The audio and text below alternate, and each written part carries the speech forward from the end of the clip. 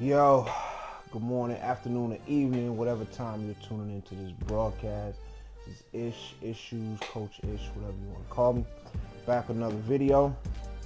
Let's talk some boxing.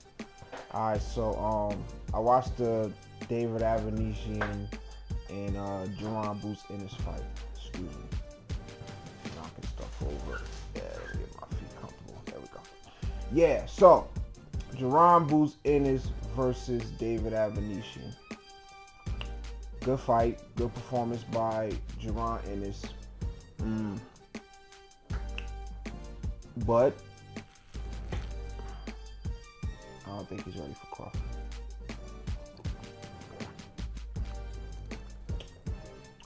Jaron Ennis now.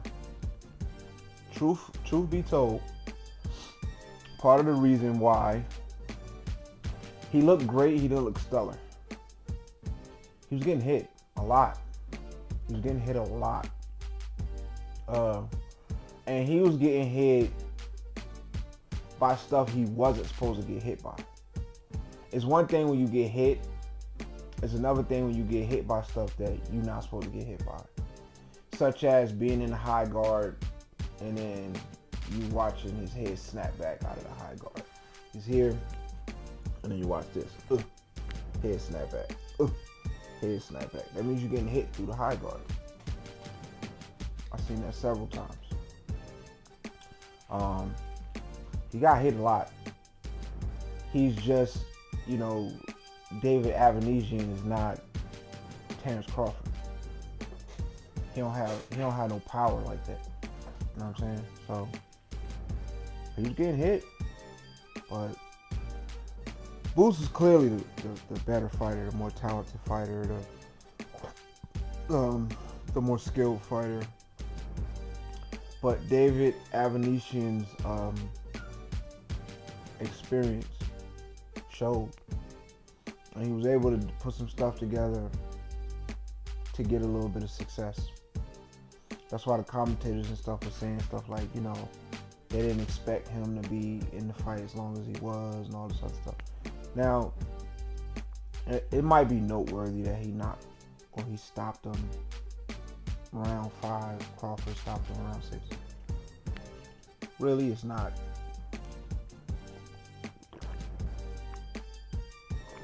What is noteworthy, though, is the amount of time Ennis was getting hit. That's what's noteworthy. Because if David Avanesyan can hit Terrence Crawford, it's not even worth talking about what Boots can do to Terrence Crawford. Because we've already seen that play out with Sean Porter and Errol Spence. And they wasn't able to do much. So, but we can look at what David Avanesyan was doing against Jaron Ennis and say, yeah, you let Crawford hit you like that? Change the whole fight. Might even end it. So, I think, we could call it ring rust, we could call it inexperience, we could call it whatever we want. The bottom line is that's just the reality. And the thing about ring rust is, it's hard to even say anything about ring rust in today's climate in boxing because nobody really fights on a regular basis like that no more. So once a year or whatever, that's just the norm. You know what I'm saying? And you would think, knowing that, because when somebody's out of the ring for a little over a year, it's automatic ring rust. That's what people say. So, but nowadays it's just a regular pace in which fighters fight. You know what I'm saying? So, shout out to Jaron Ennis for winning the fight, looking spectacular doing it. He really is gifted. Good defense, good offense, all around offense. It's too much to even pick out. You know what I'm saying? Too much to even pick out. But he was getting hit a lot. He did get hit a lot. To be honest, he got hit a lot. And that's the biggest problem that I saw. Because we're looking at everything that Bruce Ennis do as like a audition for Terrence Crawford. We've already seen what Terrence Crawford does. And we're going to see it again soon. But, you know, we looking at what Bruce Ennis is going to bring to the table.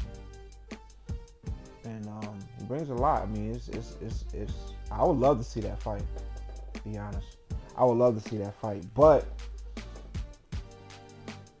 look how spectacular we've seen Errol Spence. You know, people, we know what it looked like now to watch him get trashed because Terrence Crawford did it. Before that, we didn't know what that looked like. Errol Spence dominated everybody. He dominated everybody. And he dominated better opposition than Bruce Ennis has fought to this point. And looked, you know, a different type of spectacular than Bruce Ennis looked. Bruce Ennis looked slick, fast, powerful, spectacular. Errol Spence used to look just dominating. He just go in there, break you down, dominate you, get you out of there. Spectacular. He's looked spectacular against Dennis Ugas. He looked spectacular against Sean Porter. He's looked spectacular against Kell Brook. He's looked spectacular against Danny Garcia, Mikey Garcia. He got a resume of dudes, you know. I mean, he has a whole resume, fight resume, but he has a resume of top tier talent that he's looked spectacular against. Bruce Ennis don't even have that. He don't have a resume of top tier talent that he's looked spectacular against.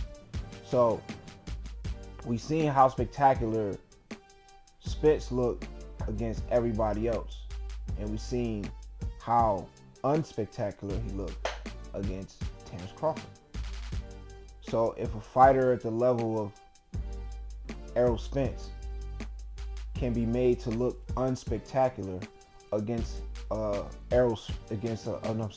if a fighter like Terrence Crawford can make a fighter like Errol Spence look unspectacular after he's looked spectacular against everybody else, why would we believe anything different about Bruce Ennis? And we've never seen him look spectacular against anyone of note.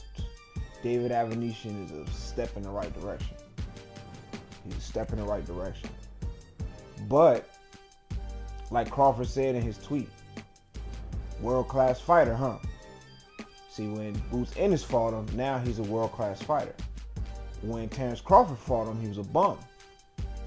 He was a nobody. He got criticism for fighting Avanesyan instead of fighting Errol Spence. That criticism didn't age well, but he got criticism for fighting Avanesyan as a stay busy fight instead of fighting either Bruce Ennis or Errol Spence. Got criticized for it. But when Bruce Ennis fought him, he's a world-class fighter. Go figure.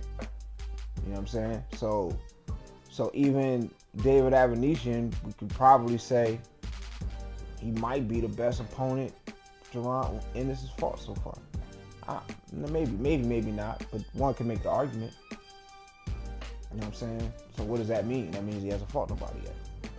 So it's too early to really make the comparisons. I still believe that if Jaron Ennis fights Terrence Crawford now, he'll get stopped because based on what I've seen him do against Avanesyan. I mean, it was a clean sweep. You know, he went in there and did what he had to do, but he took some leather.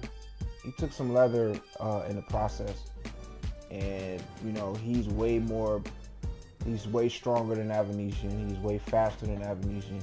He's way more talented than Avanesyan. And he might even be more seasoned than Avanesyan. Well, actually, I wouldn't say that. He might be.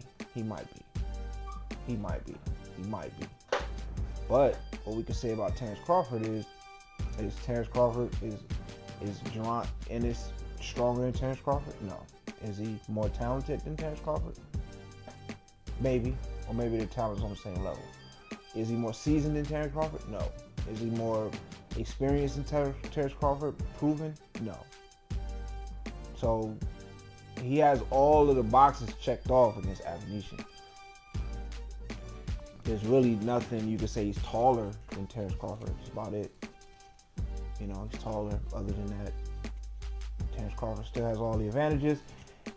And we've seen how that looked against much more proven opposition in Jaron Ennis. So, great fight from Jaron Ennis. I think he needs to keep doing what he's doing. You know what I'm saying? Carve out a niche for himself. Don't go chasing waterfalls. Please stick to the rivers and the lakes that you used to. Everything will be alright. But yeah, we'll see how Terrence Crawford look in his next fight. But I still didn't see nothing in this fight that would make me believe that Jaron Ennis could beat Terrence Crawford. So that's all I got. Like, comment, subscribe, share. Let's talk about it. Peace.